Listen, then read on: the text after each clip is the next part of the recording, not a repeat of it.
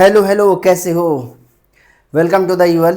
और आज हम स्टार्ट करने वाले हैं क्लास 9th का चैप्टर नंबर 7 और फिजिक्स का है सबसे बेहतरीन सा टॉपिक, बेहतरीन सा चैप्टर है मोशन। तो भैया स्टार्ट करते हैं। कॉपी और पेन निकाल लो और ज़बरदस्त तरीके से हम लोग मोशन, रफ्तार, किस तरीके से कोई इंसान रुका हुआ है, कितना तेज़ दौड़ रहा है, सब कुछ यहाँ पे कैलकुलेट करने वाले हैं। तो स्टार्ट करते हैं यहाँ पे। तो मोशन के बारे में आप लोग सब कोई अभी तक क्लास 6 से लेके 8 तक सब कुछ सीखा होगा। जो क्लास 9 में पहुँचे हैं वो बस बने रहे हमारे साथ। देखो कितना ज़बरदस्त तरीके से तुम्हारा कॉन्सेप्चुअल क्लैरिटी होती है। तो स्टार्ट करते हैं यहाँ पे concept of rest and motion. इसके अंदर क्या क्या चीज़ पढ़ेंगे हम लोग? पहले तो इंट्रोडक्शन, फिर उसके बाद rest and motion, scalar quantities क्या होती है, वेक्टर क्वांटिटीज़ क्या होती है, डिस्टेंस क्या होता है, डिस्प्लेसमेंट क्या होता है, स्पीड क्या होता है, वेलोसिटी, दोनों के अंदर फ़र्क क्या है, कब स्पीड पॉजिटिव है, वेलोसिटी कब निगेटिव हो सकता है, कब पॉजिटिव हो सकता है। वन बाई वन सारी चीज़ें हम लोग समझेंगे। तो स्टार्ट करते हैं बिना टाइम वेस्ट किए हुए concept of rest and motion. Sir ये मोशन कब कहलाएगा? यहाँ पे मोशन कब बोलोगे? मोशन के बारे में समझना है तो पहले हम लोग मोशन के बारे में थोड़ा सा देखते हैं, मोशन है क्या। मोशन कब बोलोगे? जब कोई भी टाइम के साथ, याद करना फिजिक्स मतलब टाइम, तो अगर टाइम के साथ कोई भी ऑब्जेक्ट का पोजीशन या कोऑर्डिनेट अगर चेंज हो रहा होगा उसको हम लोग क्या बोलेंगे? मोशन बोलते हैं। जैसे मैं यहाँ पे खड़ा हूँ, अगर मैं चल रहा हूँ यहाँ पे टाइम के साथ चल रहा हूँ तो ये क्या होने वाला है? मोशन होगा। तो if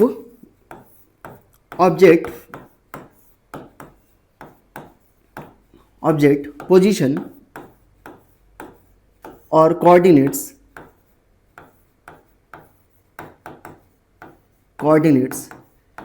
changes with time,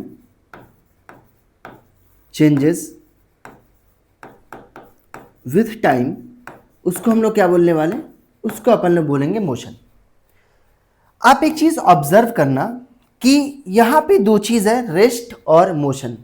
rest कब बोलोगे और मोशन कब बोलने वाले हो? यहाँ पे चीज देखो, रेस्ट और मोशन कब बोलोगे? यहाँ पे रेस्ट आप बोलोगे जब टाइम के रिस्पेक्ट में कोई भी ऑब्जेक्ट अगर अपना पोजीशन चेंज नहीं करता है तो उसको हम लोग क्या बोलने वाले? रेस्ट बोलेंगे।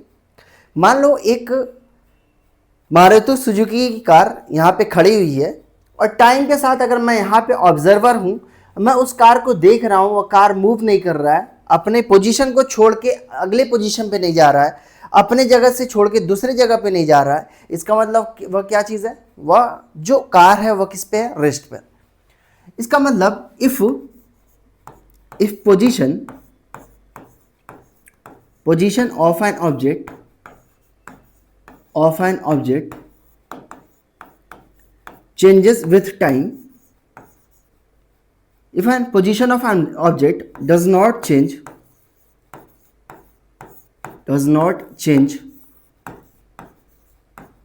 with time, उसको हम लोग क्या बोलते हैं? रेस्ट बोलेंगे। सर मोशन कब बोलोगे?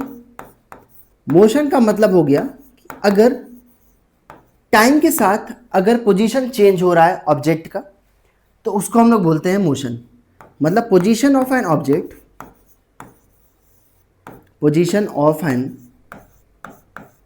Object changes with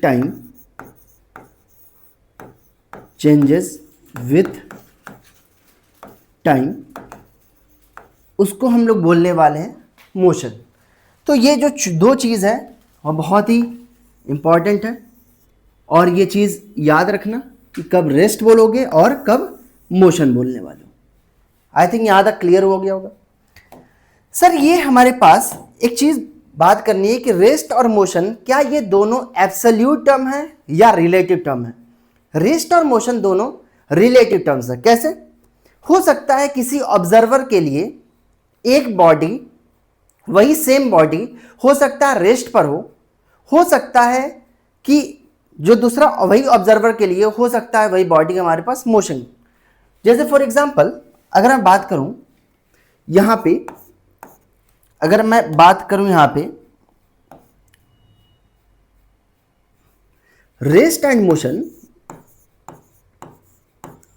and motion are relative terms. ये क्या है अपन लोगों के पास, दोनों एक रिलेटिव टर्म है। ऐसा नहीं है कि ये सिर्फ रेस्ट डिफाइन कर सकते हो या मोशन डिफाइन करोगे, ये किसी ना किसी एक रेफरेंस पे या फ्रेम ऑफ रेफरेंस पे डिपेंड करता है। सर कैसे करता है यहाँ पे, लेट अस सपोज कि हमारे पास एक अपनी मारुति सुजुकी की बेहतरीन सी कार है, यहाँ पे बेहतरीन सी कार है यहाँ पे मारुति सुजुकी की। एग्जाम्पल यहाँ पे देखो, एग्जाम्पल मान लो ये अपन लोगों के पास है एक अपन लोगों के पास कार बेहतरीन, और ये देखो यहाँ पे ये है रोल्स रॉयस की कार, ठीक।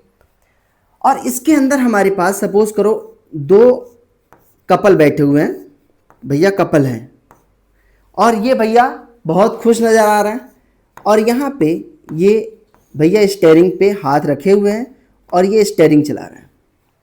स्टीयरिंग ऐसे ऐसे मैं बोला ये अपन लोगों के पास ए है और ये अपन लोगों के पास बी है, और एक ऑब्जर्वर ग्राउंड पे खड़ा हुआ है। ये ऑब्जर्वर किस पे है अपन लोगों के पास, ग्राउंड पर। ये ऑब्जर्वर किस पे है यहाँ पे, ग्राउंड, मतलब जो देखता है वो क्या होगा अपन लोगों के पास, ग्राउंड पर है। ये हमारे पास सी। अगर मैं बोलूं कि बी ए के रेस्पेक्ट में अगर सपोज करो ये मूव कर रहा है कुछ स्पीड से, लेट अस सपोज मैं बोला अपन लोगों के पास बहुत धीमी गति से ये मूव कर रहा है, लेट अस सपोज मैं बोला 5 मीटर पर सेकेंड के हिसाब से ये मूव कर रहा है धीरे धीरे। मैं बोला कि अगर बोलेगा कि सपोज करो सी वाला ए को बोलेगा भैया कॉल लगा के हेलो हेलो हेलो, ए वाला बी को जब देखेगा तो ये बताओ बी उसको कैसा नजर आने वाला है, रेस्ट पर रुका हुआ या मूव करता हुआ। बोलेगा भैया ये तो दोनों आपस में हम लोग बात कर रहे हैं, हम लोग तो रुके ही हुए हैं। इसका मतलब अगर मैं बोलूं ऑब्जर्वर, अगर यहां पे ऑब्जर्वर है, लेट अस सपोज ये ऑब्जर्वर हमारे पास, ऑब्जर्वर क्या है अपन लोगों के पास, बी ऑब्जर्वर के हिसाब से अगर मैं पूछूं कि ए जो है हमारे पास, जो ए ऑब्जेक्ट है या ए हमारे पास बंदा है, वो रेस्ट पर है या मोशन पे है, तो ऑब्वियस सी बात है दोनों क्या होने वाले हैं, दिख रहा होगा ये किस पे है, यहाँ पे रुका हुआ है, तो इसका मतलब ये क्या होने वाला है, रेस्ट पर है। और सी, अगर ऑब्जर्वर बी सी को देखता है तो बोलेगा अगर ये गाड़ी आगे जा रही है और यहाँ पे कोई बंदा खड़ा हुआ है तो उसको लगेगा, जो बी ऑब्जर्वर उसको लगेगा ये पीछे जा रहा है, ये पीछे की तरफ जा रहा है because of relative motion, relative motion की वजह से। तो सी क्या होगा यहाँ पे, मोशन में, सी मोशन में। इसका मतलब बी ऑब्जर्वर बी के रेस्पेक्ट में ए जो है वह क्या है, रेस्ट पर है, सी क्या है यहाँ पे, मोशन में। तो यहाँ पे अगर मैं बोलूं कि फॉर एग्जांपल मान लो कि यहाँ पे अगर मैं बोलूं कि मान लो ये अर्थ है अपन लोगों के पास, ये अर्थ है, ये अपन लोगों के पास ये अर्थ है, अर्थ के सरफेस पे अगर मैं खड़ा हुआ हूं और एक और बंदा यहाँ पे है, एक और है यहाँ पे, लेट अस सपोज ये है चंगा और ये अपन लोगों के पास इसकी चंगी, ये है चंगू और ये है इसकी Changi, let us suppose this is Changu और ये है चंगी। ये बताओ चंगू और चंगू क्या लगेगा हमारे पास, सपोज करो ग्राउंड पे खड़े हुए हैं, बात कर रहे हैं खूब, तो उन्हें लगेगा ये दोनों क्या है अपन लोगों के पास, रेस्ट पैर। ये क्या है यहाँ पे, रेस्ट पैर, किसके रेस्पेक्ट में, ग्राउंड के रेस्पेक्ट में। बट अगर मैं बात करूं कि क्या ये रेस्ट पर है क्या, नहीं हो सकता है कि अगर सपोज करो सन पे कोई ऑब्जर्वर जाके बैठ गया, सन पर कोई तो जाके बैठ नहीं सकता है, सन के रेस्पेक्ट में अगर तुम देखोगे तो ये बता अर्थ सन के अराउंड क्या करती है, रिवॉल्व करती है, अर्थ सन के अराउंड क्या करती है, यहाँ पे रिवॉल्व करती है। अगर सन के रेस्पेक्ट में देखोगे तो ये बताओ ऑब्जर्वर ये चंगू और चंगी दोनों क्या कर रहे हैं, रिवॉल्व कर रहे हैं, मतलब मोशन में है। तो अगर मैं बोला कि अगर हमारे पास सन के रेस्पेक्ट में अगर देखा जाए, सन के रेस्पेक्ट में देखा जाए तो ये बी और सी किस में है हमारे पास, बी एंड, ये हमारे पास चंगू और चंगी किस में है, ये अपन लोगों के पास चंगू एंड चंगी डैश, ये किस में अपन लोगों के पास, मोशन में है, मोशन में। अगर सेम चीज अगर मैं बोलूं अर्थ के रेस्पेक्ट में देखते हैं हम लोग, अगर अर्थ के रेस्पेक्ट में अगर हम लोग देखते हैं बाबू तो क्या होने वाला है यहाँ पे, तो देखेंगे सी एंड सी डैश किस में है यहाँ पे, रेस्ट पर है। ये क्या है अपन लोगों के पास, रेस्ट पर है। इसका मतलब अगर आपको सही तरीके से मोशन के बारे में पढ़ना है तो आपको फ्रेम ऑफ रेफरेंस चूज करना पड़ेगा। सर ये फ्रेम ऑफ रेफरेंस क्या होता है, फ्रेम ऑफ रेफरेंस का मतलब हो गया कि सपोज करो कि जो देख रहा है, जो देखना चाह रहा है कि भैया ये क्या कर रहा है क्या नहीं कर रहा है, वह कहाँ पर खड़ा है। समझ में आ रहा है? अगर मैं यहाँ पे खड़ा होकर किसी चीज़ को ऑब्जर्व कर रहा हूँ तो अर्थ हमारे लिए क्या होने वाला है, अर्थ अपन लोगों के लिए क्या होगा, फ्रेम ऑफ रेफरेंस हो जाएगा। मान लो एरोप्लेन है हमारे पास, एरोप्लेन में कोई बंदा है, वह तुम्हारे पास बिजनेस क्लास में ट्रेवल कर रहा है, तो ऊपर से वह देखेगा, मैं बोलेगा मैं एरोप्लेन के अंदर से मैं देखूंगा नीचे क्या चल रहा है, तो इसका मतलब उसके लिए फ्रेम ऑफ रेफरेंस क्या होगा, एरोप्लेन हो जाएगा, है कि नहीं। तो यहां पे इसका मतलब to no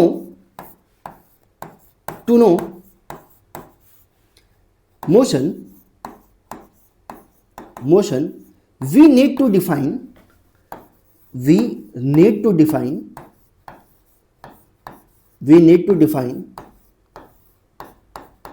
frame of reference.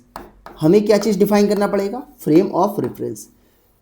याद करना एक चीज फ्रेम ऑफ रेफरेंस के बारे में, जहां पे ऑब्जर्वर खड़ा होकर देख रहा है, ग्राउंड पे देख रहा है तो फ्रेम ऑफ रेफरेंस क्या हो जाएगा, ग्राउंड। एरोप्लेन के अंदर है तो एरोप्लेन हो जाएगा फ्रेम ऑफ रेफरेंस। अगर ट्रेन के अंदर है, ट्रेन के अंदर से किसी चीज को ऑब्जर्व कर रहा है तो ट्रेन क्या हो जाएगा, फ्रेम ऑफ रेफरेंस। कार के अंदर से बैठ के देख रहा है तो कार क्या हो जाएगा, फ्रेम ऑफ रेफरेंस। साइकिल पे तुम्हारे पास साइकिल चला रहा है, टन समझ में आ रहा है, पीछे भाग रहा है, तो ये होता है साइकिल क्या हो जाएगा, फ्रेम ऑफ रेफरेंस हो जाएगा। ठीक है। और कोई अपने बालकनी से बहुत मान लो सला हुआ फ्लोर से अपना देख रहा है कि मैं ऑब्जर्व करूंगा, तो इसके लिए फ्रेम ऑफ रेफरेंस क्या हो जाएगा, वह बिल्डिंग हो जाएगी। तो यहाँ पे हमें मोशन के बारे में जानना है तो हमें फ्रेम ऑफ रेफरेंस जानना पड़ेगा, हमें फ्रेम ऑफ रेफरेंस जानना पड़ेगा। तो आई थिंक यहाँ तक क्लियर हो चुका। आगे चलते हैं हम लोग, देखते हैं कि यार पॉइंट ऑब्जेक्ट क्या होता है और यहाँ पे पार्टिकल किसको बोलोगे। सर पॉइंट ऑब्जेक्ट का मतलब क्या होने वाला है, पॉइंट ऑब्जेक्ट का मतलब क्या होगा, पॉइंट ऑब्जेक्ट या पार्टिकल कब बोलोगे। पॉइंट ऑब्जेक्ट का मतलब हो गया यहाँ पे कि उसका जो भी ऑब्जेक्ट तुम लोगे, मैं बोलूंगा एज्यूम करना यहाँ पे कि यहाँ पे कोई भी लीनियर डायमेंशन नहीं होगा, नो लीनियर डायमेंशन, कोई भी लीनियर डायमेंशन नहीं होगा, बट जो भी ऑब्जेक्ट होगा उसके पास मास होना चाहिए, बट possesses some मास, उसके पास कुछ ना कुछ मास होना चाहिए, तभी आप उसको पॉइंट ऑब्जेक्ट का पार्टिकल बोलोगे। या कोई भी एक बड़ा ऑब्जेक्ट हमारे पास, ये बताओ अगर मैं यहां से, अगर मेरे पास सपोज करो कोई इंसान है, कोई आदमी है, किसी की गर्लफ्रेंड है, किसी का भाई है, किसी का मामा है, किसी का चाचा है, अगर बहुत नज़दीक है तो बोलेगा हाँ भाई बहुत बड़े। अगर वह इंसान बहुत दूर चला जाए, 1 किलोमीटर दूर, उसके बाद देखोगे तो ये बताओ वो कैसा दिखेगा, इत्तू सा दिखने वाला है कि नहीं, छोटू सा दिखने वाला है एकदम एकदम। तो ये बताओ तब हम लोग कैसे, किसी भी एक्सटेंडेड ऑब्जेक्ट को, किसी भी एक्सटेंडेड ऑब्जेक्ट को, कोई भी एक्सटेंडेड ऑब्जेक्ट को आप ट्रीट कर सकते हो, you can treat as point object. हम लोग पॉइंट ऑब्जेक्ट तभी ट्रीट कर पाएंगे उसको, पॉइंट ऑब्जेक्ट तभी ट्रीट कर पाएंगे जब उसका अपने खुद का जो साइज होगा, जो डायमेंशन होगा उस ऑब्जेक्ट का। तो इसका मतलब हमारे पास dimension of object is less than ये होगा अपन लोगों के पास डिस्टेंस ट्रेवल्ड। तब हम लोग क्या बोलने वाले हैं, इसको पॉइंट ऑब्जेक्ट या पार्टिकल बोलने वाले हैं। आई थिंक यहां तक क्लियर हो गया होगा। रेस्ट और मोशन एब्सोल्यूट टर्म नहीं होते हैं, ये रिलेटिव टर्म्स होते हैं। रेस्ट और मोशन के लिए आपको डिफाइन करने के लिए एक ऑब्जर्वर की जरूरत पड़ती है, एक रेफरेंस पॉइंट की जरूरत पड़ती है, एक फ्रेम ऑफ रेफरेंस की जरूरत पड़ती है। आगे चलते हैं हम लोग एक बहुत ही बेहतरीन स्केलर एंड वेक्टर क्वांटिटीज। अब वो अगर स्केलर एंड वेक्टर क्वांटिटीज अगर आप नहीं जान पाओगे तो 80% फिजिक्स आप नहीं कंप्लीट कर पाओगे, सिर्फ रेक्टिफिकेशन करोगे। सर स्केलर क्वांटिटीज और वेक्टर क्वांटिटीज के अंदर फर्क क्या है ये बता दीजिए, मजा आ जाएगा। तो मैं बोल रहा हूं ये है हमारे पास स्केलर क्वांटिटीज, स्केलर क्वांटिटी, और एक होता है अपन लोगों के पास यहां पे वेक्टर क्वांटिटी, एक होता है यहां पे वेक्टर क्वांटिटी।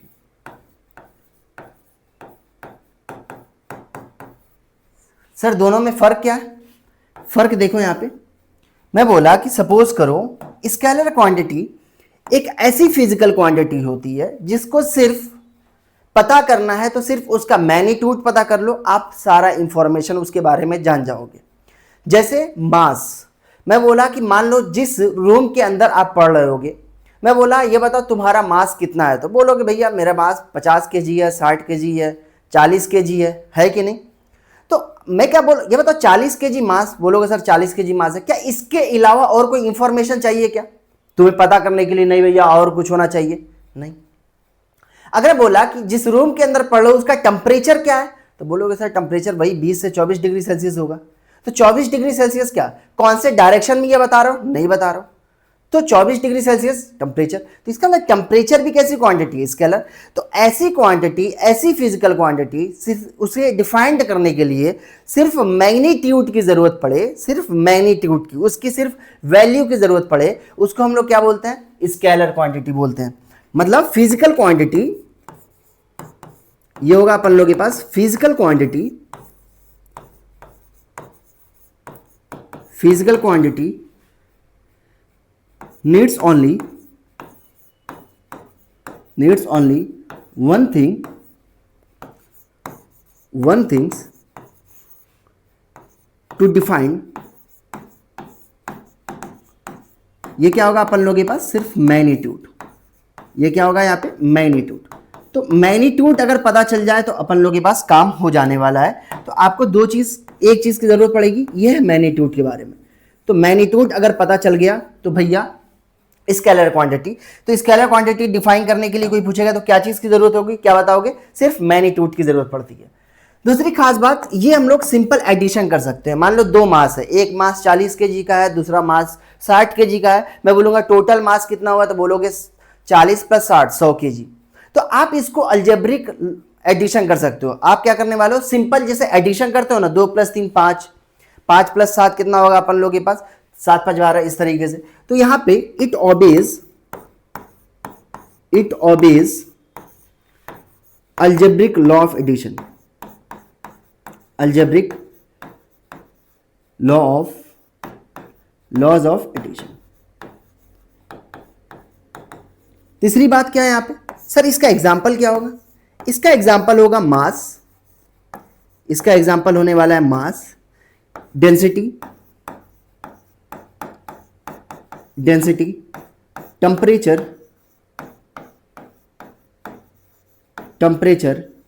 वॉल्यूम,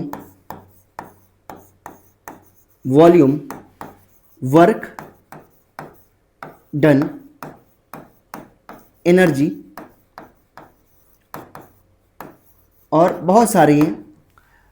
तो इसको हम लोग क्या बोलने वाले, scalar quantity. Sir vector quantity मतलब ऐसी एक फिजिकल क्वांटिटी, उसको डिफाइन करने के लिए दो चीज चाहिए, फिजिकल क्वांटिटी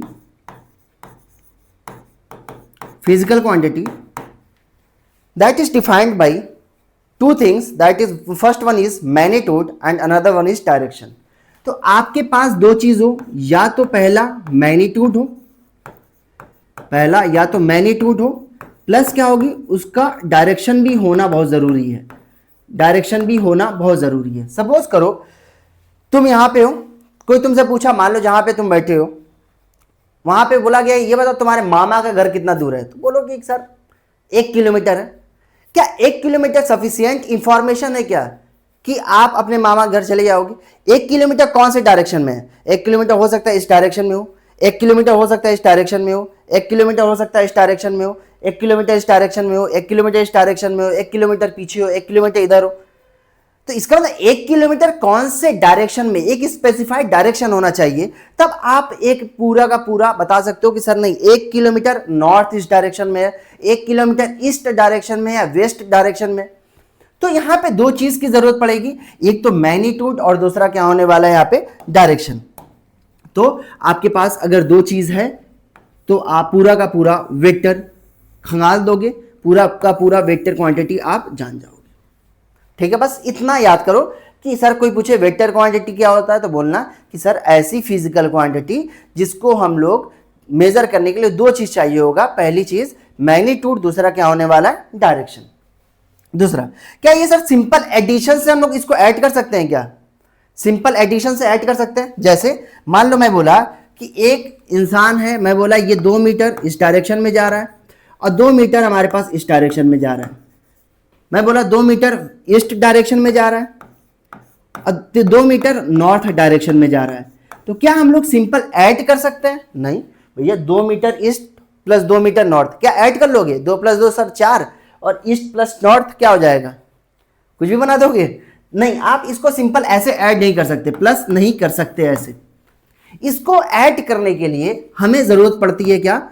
इट फॉलोज, कोई पूछेगा क्या चीज फॉलो करता है? It follows vector law of addition, vector laws of addition. क्या फॉलो करता है? Vector law of addition. तीसरी चीज ये है हमारे पास, सर इसका एग्जांपल क्या होने वाला? इसका एग्जांपल होगा वेलोसिटी, वेलोसिटी है इसका एग्जांपल। डिस्प्लेसमेंट, ये हमें पढ़ना है आगे, displacement, acceleration, acceleration, force, momentum, momentum. Feel low, feel बहुत जरूरी है भैया, फील के बिना फिजिक्स नहीं है, समझ में आ रहा? फील क्या है अपन लोगों के पास? सर फील कैसे? मैं बोला एक ऑब्जेक्ट यहां पे रखा हुआ है, सपोज करो ये ऑब्जेक्ट रखा हुआ है, मैं बोला ये ऑब्जेक्ट है अपन लोगों के पास 5 kg का। मैं बोला एक ऑब्जेक्ट रखा हुआ है 5 kg का ऑब्जेक्ट ग्राउंड पे रखा हुआ है। मैंने बोला कि एक बंदा है जो यहाँ पे 10 न्यूटन का फोर्स लगा रहा है। क्या? 10 न्यूटन का फोर्स। सर 10 न्यूटन का फोर्स, सर 10 न्यूटन का फोर्स कौन कौन से डायरेक्शन से लग सकता है? सर 10 न्यूटन का फोर्स इस डायरेक्शन में भी लग सकता है, इस डायरेक्शन में लग सकता है, 10 न्यूटन का फोर्स इस डायरेक्शन में भी लग सकता है, 10 न्यूटन का फोर्स इस डायरेक्शन में भी लग सकता है, 10 न्यूटन का फोर्स इस डायरेक्शन में भी लग सकता है, 10 न्यूटन का फोर्स इस डायरेक्शन में भी लग सकता है, 10 न्यूटन का फोर्स इस डायरेक्शन में भी लग सकता है। मतलब मल्टीपल डायरेक्शंस है जहां पे हम लोग लगा सकते हैं। अगर मुझे पता चल जाए कि 10 Newton force positive x direction में है तो कौन सा सही होगा? सर ये। सर 10 न्यूटन फोर्स कौन से डायरेक्शन में लग रहा है? पॉजिटिव एक्स डायरेक्शन में, तो ये वाला सही होगा। मैं बोला sir 10 Newton force vertically downward लग रहा है। सर वर्टिकली डाउनवर्ड मतलब ये, सर वर्टिकली डाउनवर्ड मतलब ये लग रहा है। तो अगर मुझे दो चीज पता है, 10 न्यूटन फोर्स वर्टिकली डाउनवर्ड नीचे की तरफ लग रहा है, तो ये वाला। Sir 10 Newton force positive x direction में, सर ये तो निगेटिव एक्स डायरेक्शन में लग रहा है और ये पॉजिटिव एक्स डायरेक्शन में लग रहा है, ये वर्टिकली डाउनवर्ड लग रहा है कि नहीं? तो इसका मतलब अगर मुझे पता चल जाए कि 10 न्यूटन के साथ कौन सा डायरेक्शन है तो मजा आ जाएगा, है कि नहीं? तो हम लोग आगे पढ़ने वाले बहुत सारी चीजें हैं, बहुत इंटरेस्टिंग है, बहुत मजा आने वाला है। आई थिंक यहां तक आपको समझ में आ गया होगा स्केलर क्वांटिटी क्या होता है और वेक्टर क्वांटिटी। स्केलर क्वांटिटी के अंदर कोई भी डायरेक्शन नहीं होता, वेक्टर क्वांटिटी के अंदर मैग्नीट्यूड के साथ डायरेक्शन होता है। यहां तक क्लियर हुआ? आगे चलते बाबू।